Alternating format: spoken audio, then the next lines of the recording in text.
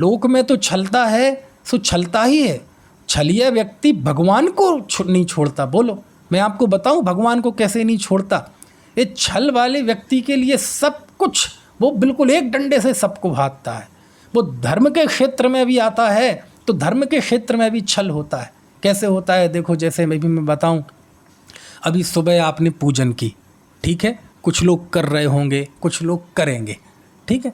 हम भगवान से छल नहीं करते हैं कि नहीं? कैसे करते हैं देखो मैं बताता हूँ। इस छल की चर्चा आपने कभी नहीं सुनी होगी। हम भगवान को भी छलते हैं।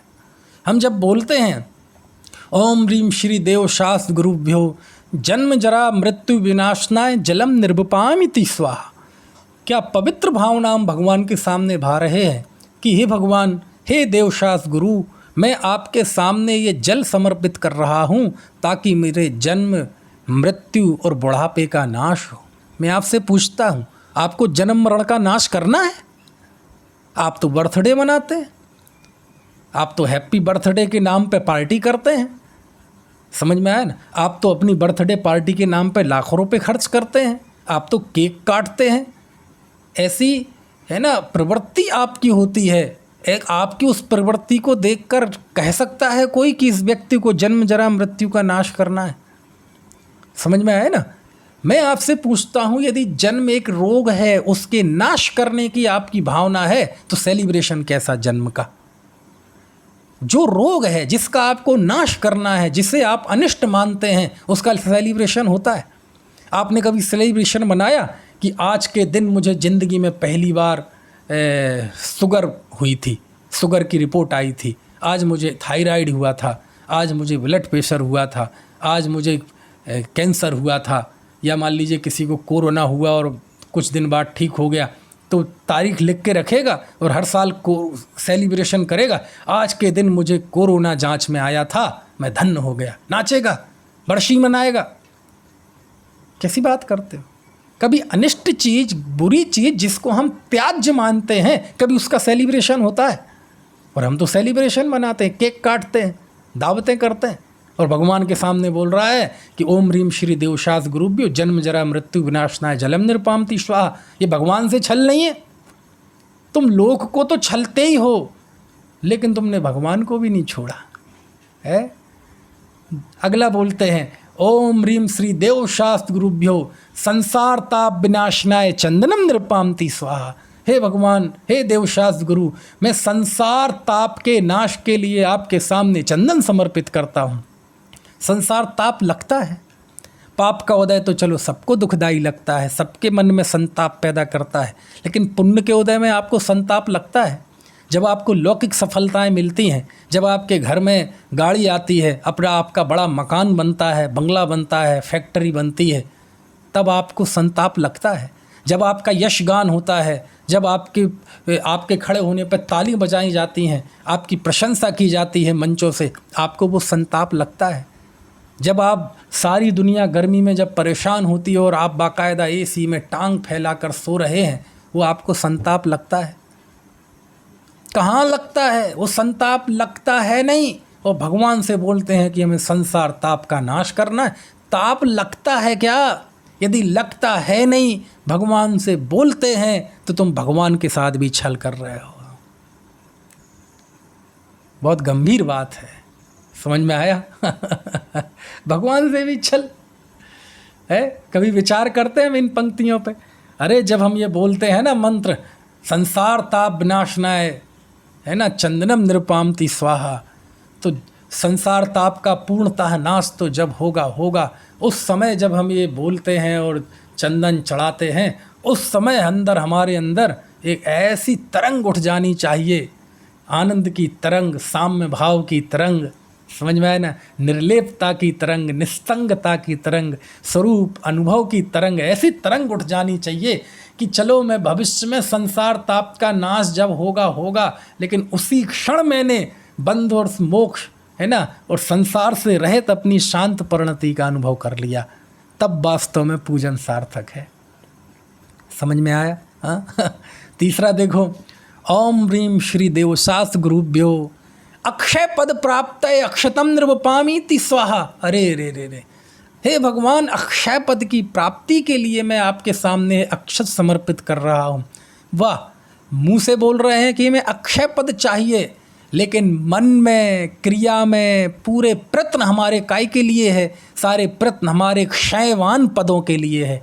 मैं अध्यक्ष बन जाऊं, मैं मंत्री बन जाऊं, मैं फला संस्था का प्रमुख बन जाऊं, मैं संयोजक बन जाऊं, मैं विद्वान बन जाऊं।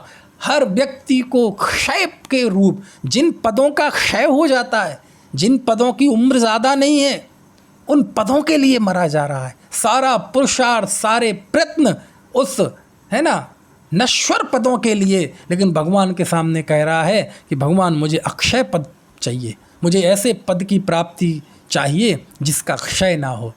और ऐसा पद द्रव्य दृष्टि से आत्म पद ही ऐसा पद है, और पर्याय आर्थिक नय से सिद्ध पद ही ऐसा पद है जिसका कभी क्षय नहीं होता। कौन सा पद चाहिए तुम्हें? आत्म पद चाहिए तो बोल क्यों रहे हो? क्योंकि आत्म पद की प्राप्ति का तो उपाय है कि मन वचन काय तीनों की विरूपता, तीनों की प्रवृत्ति रुकना और स्वरूप में लगना, वो तो उपाय है नहीं। दूसरा, सिद्ध भगवान, वो अक्षय पद प्राप्त है। अक्षय पद, उसकी प्राप्ति का उपाय भी यही है, वो है नहीं। मन में सांसारिक पद, काय में भी सांसारिक पद, 24 घंटे सांसारिक पद। और जिस समय बोल रहा है उस समय ये जुबान ही तो कह रही है कि मुझे अक्षय पद प्राप्त करना है, लेकिन अंतर जल्प जो चल रहा है उसमें भी नश्वर पद। हम कैसे मान लें कि तुम्हें अक्षय पद चाहिए? यदि अक्षय पद चाहिए होता तो कुछ तो उसकी प्रवृत्ति होती, कुछ तो उसका अप्लाई होता जीवन में। पूरा जीवन विषयानुराग में, सांसारिक आकर्षण में, और भगवान के सामने कुछ देर के लिए बोल रहा है मुझे अक्षय पद चाहिए। छल रहे हो तुम भगवान को, भगवान के साथ भी धोखा कर रहे हो। भगवान के साथ फरेब है, ये धार्मिक क्षेत्र का फरेब है। चौथा, ओम ह्रीं श्री देव शास्त्र गुरुभ्यो काम बाण विध्वंसनाय पुष्पम नृपामीति स्वाहा। अरे रे रे रे, हे देव शास्त्र गुरु, मैं काम भाव के नाश के लिए आपके सामने यह पुष्प समर्पित कर रहा हूँ। नाश करना है काम भाव का, 5 इंद्रियों के विषयों के भाव का नाश करना है। टीवी, मोबाइल, फेसबुक, व्हाट्सएप देखने के भाव का नाश करना है। एसी में बैठने का भाव का नाश करना है। पहले ऐसी काम चलता था, फिर भाव हुआ कि पंखा चाहिए, पंखे में तसल्ली नहीं हुई कूलर चाहिए, कूलर में तसल्ली नहीं हुई एसी चाहिए। तो मैं काम भाव का नाश करना है। सारी प्रवृत्ति तो 5 इंद्रियों के विषयों को जोड़ने की। समझ में आया है? पहले रेडियो से काम चलता था, फिर टेप चाहिए, टेप का ज़माना गया, टीवी चाहिए, ब्लैक एंड वाइट का गया कलर चाहिए, कलर का गया एलसीडी चाहिए, एलसीडी का गया एलईडी चाहिए, उसके बाद स्मार्ट टीवी चाहिए। कहाँ है प्रवृत्ति? तो काम भाव को बढ़ाने की, प्रवृत्ति तो काम भाव को बढ़ाने की। और आप भगवान से कह रहे हैं कि मुझे काम बाण का नाश करना है। कहते झूठ बोलते हो तुम, भगवान को भी छल रहे हो, भगवान से भी फरेब कर रहे हो, भगवान से धोखा। कब करें? आज उत्तम आर्जव के दिन ही यदि चर्चाएं ना करें तो कब करें? समझ में आया? कुछ तो छल हमारा छूटे, कम से कम हमारा अपना विजन तो सही हो, कम से कम हमारे सोचने समझने का नज़रिया, सोचने समझने की दिशा तो बदले। दिशा बदलेगी तो दशा भी बदलेगी। दशा बदलने के तो वचन बोलता है, लेकिन दिशा बदलने के लिए पल भर भी प्रयत्न नहीं है। आगे और भी बोलता है, क्या क्या बोलता है? ओम ह्रीं श्री देवशास्त्र गुरुभ्यो क्षुधा रोग विनाशनाय नैवेद्यम निरुपामति स्वाहा। क्षुधा रूपी रोग को नाश करने के लिए मैं नैवेद्य समर्पित करता हूँ। यानी आप भगवान से ये कह रहे हैं कि क्षुधा यानी भूख, भूख भी एक रोग है, और उस रोग के नाश करने के लिए मैं नैवेद्य समर्पित करता हूँ। ईमानदारी से बताना, आपको भूख रोग लगता है? भूख यदि ना लगे तो हम तो डॉक्टर के यहाँ जाते हैं। भूख नहीं लगने को रोग मानते हैं और भगवान से कहते हैं कि भूख एक रोग है। बोलो, भूख ना लगे तो हम डॉक्टर के पास जाते हैं कि डॉक्टर साहब भूख नहीं लग रही है आजकल। और भोजन की प्रवृत्ति ऐसी है कि सुबह उठते ही बेड टी चाहिए, फिर नाश्ता चाहिए, फिर खाना चाहिए, खाने के बाद भी मुखबास चाहिए, फिर दोपहर की चाय चाहिए, फिर शाम को चाहिए, फिर रात को चाहिए। बिल्कुल लेटर बॉक्स की तरह है कि कभी भी इसके मुंह में कुछ भी डाल दो, ये मना नहीं करता। और जब ऐसी प्रवृत्ति होती है और फिर भगवान के सामने जब ये कहता है कि मुझे क्षुधा रोग के नाश के लिए मैं नैवेद्य समर्पित करता हूँ, तो फिर लगता है छल कर रहा है, भगवान को भी धोखा दे रहा है। दुनिया को छलता है तो वो पाप तो था ही, लेकिन जब धर्म के क्षेत्र में आके भी छल की प्रवृत्ति होने लगी तो फिर बात चिंतनीय हो जाती है। समझ, भगवान से जो बोल रहे हैं वैसा हमारा विजन, वैसी हमारी अंतर्दृष्टि, वैसी हमारी सोच, वैसी हमारी श्रद्धा ना होना, इसका नाम है अनंतानुबंधी माया कषाय। किसे कहते हैं अनंतानुबंधी माया कषाय? अनंतानुबंधी माया कषाय का बाहर में कोई गणित नहीं है, बाहर में कोई छल की प्रवृत्ति का नमूना नहीं लाया जा सकता कि ये अनंतानुबंधी है ना। अनंतानुबंधी छल की प्रवृत्ति तो आपको ऐसे ही देखनी पड़ेगी। जो हम परम पवित्र वचन बोल रहे हैं उसके अनुसार परिणति होना तो बहुत उत्कृष्ट कार्य है, लेकिन उसके अनुसार दृष्टि भी ना होना, उसके अनुसार हमारी श्रद्धा भी ना होना, ये अनंतानुबंधी छल है। बोल रहे हैं अक्षय पद चाहिए, लेकिन मन में श्रद्धा अक्षय पद की नहीं है, ये अनंतानुबंधी छल है।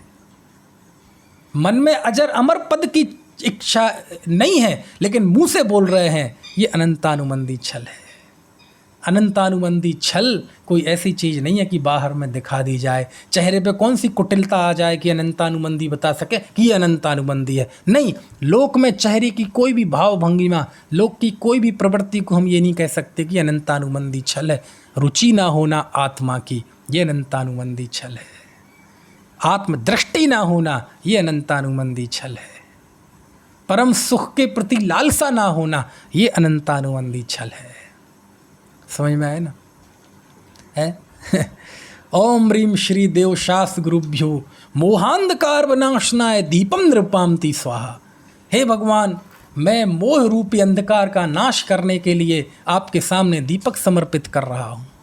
करना है मोह अंधकार का नाश। ये जो मोह भाव है हमारे अंदर, ये मोह कभी आपको अंधकार लगता है, ये मोह आपको कभी अनिष्टकारी लगता है, आपको आपके परिवार के प्रति मोह है, रुपए पैसे के प्रति मोह है, ये मोह आपको लगता है कि ये अनिष्ट है, दुखदाई है। हम तो दुखदाई किसे मानते हैं? परिस्थितियों को दुखदाई मानता है। जो हमारे पैसे नहीं दे रहा उसे दुख का कारण मानते हैं, अपने शत्रु को दुख का कारण मानते हैं, जो आपकी निंदा करता है उसको दुख का कारण मानते हैं। आपने कभी मोह भाव को दुख का कारण माना है? यदि मोह को दुख का कारण मानते तो निर्मोही होने की कोशिश करते। संयोगों को दुख का कारण मानते, इसलिए संयोगों के जुटाने मिटाने में हमारा प्रयत्न रहता है। तो मानते संयोगों को, पाप के उदय को दुख का कारण है, और मुंह से बोलता है मोह अंधकार का नाश करना है। और जब ये प्रवृत्ति होती है तो लगता है तुम भगवान के साथ भी धोखा कर रहे हो, भगवान को भी नहीं छोड़ा। और आगे आ जाओ, अभी तो क्या है, ओम ह्रीम श्री देव शास्त्र गुरुभ्यो अष्ट कर्म दहनाए धूपम नृपामति स्वाहा। आहा, वचन तो देखो आप, वचन तो देखो, सच में वचन तो ऐसे हैं, समझ में आए ना, इंद्र भी लट्टू हो जाए, अहमेंद्र भी लट्टू हो जाए हमारे वचनों पे। हे भगवान, हम आपके सामने धूप समर्पित करते हैं। क्यों? क्योंकि मुझे अष्टकर्म का नाश करना है अष्टकर्म का नाश। बता दूं जरा अष्टकर्म में क्या क्या है। देवगति और देव आयु के नाम पे तो हमारे मुंह में पानी आ जाता है जब हम बोलते हैं कि अष्टकर्म का नाश मैं करना चाहता हूँ, इसलिए धूप समर्पित कर रहा हूँ। इसमें आप ये भी कह रहे हैं कि मैं देव आयु और देवगति का भी नाश करना चाहता हूँ, मैं उच्च गोत्र कर्म का नाश भी करना चाहता हूँ, मैं सुस्वर नाम की प्रकृति, सुभग नाम की प्रकृति, वज्रवृषभ नाराज संघनन, वो तो अभी है भी नहीं, लेकिन हम उसके नाश की भावना भी भा रहे हैं। समझ में आए ना? हम तीर्थंकर प्रकृति नाम कर्म का भी नाश हो, क्योंकि 8 कर्म की नाम कर्म में की जो 93 प्रकृतियां हैं, 8 कर्म है ना, उसमें एक नाम कर्म है। नाम कर्म की 93 प्रकृतियों में एक तीर्थंकर नाम कर्म की प्रकृति भी है। और हम ये भावना भा रहे हैं कि हे भगवान, मेरे तीर्थंकर प्रकृति का भी नाश हो, मेरे साता वेदनी का भी नाश हो। ये भी बोल रहे हैं हम। कब बोल रहे हैं? जब हम ये कहते हैं कि अष्टकर्म दहना धूपम नृपामति स्वाहा। हम तो 16 कारण भावनाओं के नाम पे उछलते हैं। 16 कारण भावनाओं के नाम पे हम तो ऐसे मस्त हो जाते हैं कि बिल्कुल अगले तीर्थंकर हम ही बनने वाले हैं। मन में उस पुण्य के प्रति इतनी लालसा, मन में शुभ कर्मों के प्रति इतनी लालसा, और मुंह से बोल रहा है कि अष्टकर्म का नाश करना है। और जब ये प्रवृत्ति होती है तो इसका नाम है छल। ज्ञानी भी करता है, ज्ञानी भी अष्टकर्म दहना धूपम निरुपामति स्वाहा ऐसा बोलता है, समझ में आए ना। लेकिन उसकी दृष्टि में आपकी जैसा छल नहीं होता। दृष्टि में, श्रद्धा में वो वास्तव में निष्कर्म होना चाहता है, लेकिन हो नहीं पा रहा है, तो आलम्बन के रूप में भगवान की स्तुति करता है, वंदना करता है। कम से कम भगवान के सामने अपना दिल खोल कर तो रख देता है कि भगवान मैं निष्कर्म होना चाहता हूँ। तुम मुंह से बोल तो रहे हो, लेकिन तुम्हारे दिल में क्या क्या है वो भी निकाल के बता दें तो हम अपनी नज़रों से गिर जाएंगे। समझ में आए? तीर्थंकर नाम कर्म का नाश कर दें, ऐसी भावना भा रहे हैं। सोचो तो आप, समझ में आ रही है बात? 8 कर्म के निष्कर्म होने की भावना। हा दुनिया में केवल जैन धर्म की पूजा, जैन धर्म के अनुष्ठान ऐसे हैं जहाँ निष्कर्म होने की भावना भाई है। दूसरी जगह तो पूजा पाठ अनुष्ठान किसी ना किसी लौकिक इच्छा की वजह से होते हैं। यहाँ आचार्य कहते हैं, यहाँ ज्ञानी कहते हैं कि अष्टकर्म धूप का नाश करने के लिए ये भावना है। देखो तो, मन बोल रहे हैं अष्टकर्म के नाश के लिए धूप समर्पित कर रहा हूँ, लेकिन अभी पुण्य की चाह है, लौकिक कार्यों की चाह है, पदों की चाह है, स्वर्ग की चाह है। कहते तुम भगवान को भी धोखा दे रहे हो। आप कल्पना करना, जब पूजा करो ना, ऐसे जब हाथ से ऐसे हम धूप समर्पित करें और धूप समर्पित करते करते निष्कर्म होने की भावना भाए। निष्कर्म यानी उस समय आप निष्कर्म आत्मा की दृष्टि हो जाए, तभी वास्तव में वह धूप चढ़ाना सार्थक है। क्योंकि निष्कर्म तो हम 14वें गुण स्थान के अंतिम समय में जाके होंगे। भौतिक रूप से निष्कर्म तो अभी सीमंदर स्वामी भी नहीं हुए, लेकिन हम उस क्षण आध्यात्मिक निष्कर्म हो जाएं। हमारी दृष्टि में निष्कर्म आत्मा आ जाना, यही अर्घ है, यही है क्या? धूपम निरुपामति स्वाहा। हाथ से धूप समर्पित कर रहे हैं और दृष्टि निष्कर्म आत्मा पे चली जाए, इसी का नाम है धूपम निरुपामति स्वाहा। और ये होता नहीं, छल। और आगे आओ, कितनी बात करें। ओम ह्रीं श्री देवशास गुरुभ्यो मोक्ष फल प्राप्त फलम निरुपामति स्वाहा। अरे मोक्ष फल चाहिए तुम्हें, शक्ल देखी है अपनी, समझ में आया? मैं पूछता हूँ, आज मान लीजिए, कल्पना कीजिए ऐसा होगा नहीं, भगवान आके बोलने लगे, चलो तुम लोग बहुत सालों से पूजन कर रहे हो, मैं बहुत रोज़ बुलाते थे कि तुम ही स्वामी हाथ पकड़ना, तारो तो तिर जाएं, और बहुत कहते थे कि निश्चित तेरे सदृश प्रभु अरहंत अवस्था पाऊंगा, और मैं तो सब अष्टकर्म का नाश करना है। चलो आज सब लोग तैयार हो जाओ, उठो उठो, पूजन छोड़ो, मेरे साथ चलो, मैं सबको मोक्ष में ले जाऊंगा। हाँ, कल्पना नहीं, भले ही कल्पना है, लेकिन समझो आप बिल्कुल साक्षात दृश्य उपस्थित हुआ है और भगवान आए हैं, बोले चलो मैं तुम्हें मोक्ष में ले चल रहा हूँ। तुम लोग बहुत दिनों से, बहुत सालों से चीख चीख कर ढोल मजीरे के साथ बोल रहे हो, तुम्हें भी लग रहा होगा कि भगवान कितने निर्दयी हैं, सुनते ही नहीं। आज मुझे दया आ गई है, चलो हम सबको मोक्ष में ले चलते हैं, चलो जल्दी चलो, जल्दी चलो। मैं पूछता हूँ कितने लोग जाने के लिए तैयार होंगे? समझ में आया? आप लोग जो सुन रहे हो जरा हाथ खड़े करें। कौन जाने के लिए तैयार होगा? कोई जाने के लिए तैयार नहीं होगा। कोई कहेगा भगवान मैं चला तो जाऊंगा, लेकिन मैं थोड़ा सा एक बार घर हुआ हूँ, एक बार मैं ज़रा सब देखाऊँ, पूछाऊँ। वो जाएगा फिर लौट के आएगा? चलो भगवान ने कह दिया चलो सब एक एक बार सब घर होके आ जाओ, और फिर देख लेना जिसको चलना हो। कोई लौट के नहीं आएगा, और लौट के भी आएंगे तो सब ये कहने आएंगे भगवान अब आप रहने दो, अभी कुछ साल बाद आना। समझ में आए ना? अभी तो हमारे, अरे सब झूठ बोलते। और कदाचित एकाध आदमी तैयार भी हो जाए कि हाँ भगवान मैं आपके साथ चलूँगा मोक्ष में, तो सब लोग उसे शंका की निगाह से देखेंगे, हैं भैया इन्हें क्या दिक्कत है, लगता है घरवाली इसे बहुत पीटती है, बच्चे पीटते हैं। समझ में आए ना भाई साहब? बहुत सोचने की ज़रूरत है। धर्म की चर्चा वार्ता करना अलग बात है, लेकिन अंदर से धर्म परिणति होना ये अलग बात है। चाहिए है मोक्ष फल। यदि मोक्ष चाहिए है, मुमुक्षु हैं हम, तो मोक्ष के प्रति जितना प्रेम है उसके साधन के प्रति उतना प्रेम क्यों नहीं है? मोक्ष के प्रति प्रेम है तो मोक्ष मार्ग के प्रति प्रेम क्यों है? मोक्ष के नाम पे जब हम इतने उछलते हैं, खुश होते हैं, तो मोक्ष मार्ग की प्राप्ति के लिए इतने खुश क्यों नहीं होते, इतने उछलते क्यों नहीं है? इसका मतलब क्या है कि सब भगवान को धोखा है, धोखे के अलावा कुछ नहीं है। और भगवान को कोई क्या धोखा देगा? हम स्वयं को धोखा देते हैं, हम स्वयं से छल करते हैं। तो क्या करें? ये पूजा में हम ये बोलना बंद कर दें क्या? नहीं, बंद नहीं करें, बोलें, खूब बोलें, अच्छे से बोलें, उस अनुसार अपनी विज़न बनाएं, उस अनुसार अपनी दृष्टि बनाएं, उस अनुसार अपना विश्वास बनाएं, अपनी आस्था बनाएं, उस अनुसार अपने आप को बनाएं।